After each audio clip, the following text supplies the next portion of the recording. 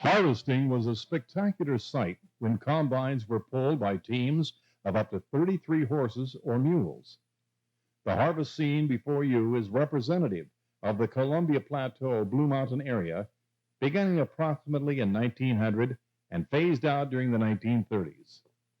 An equalizing Chandoni hitch allowed each mule to pull the same amount of load, and for the first time made it possible to hitch together this number of animals and enable them to pull a machine this heavy. The mule skinner controlled this entire team with only 2 lines to the leaders. All of these animals had to be harnessed and hitched each morning and afternoon. At noon, they were unhitched, watered, and fed, then hitched up again. At the end of the day, the horses or mules had to be cared for ahead of the crew.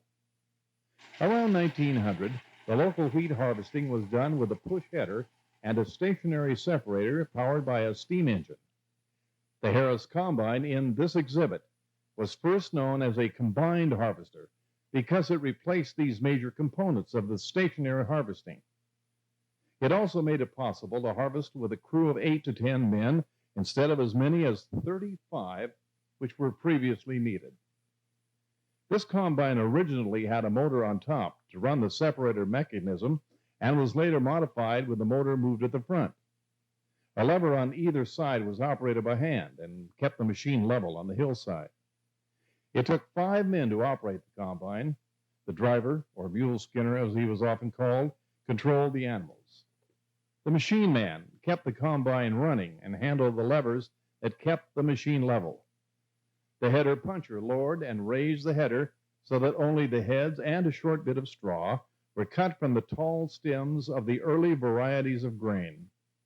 The sack jig filled the gunny sacks from the grain spout, and the sack sewer sewed the sacks shut, then placed them on the chute.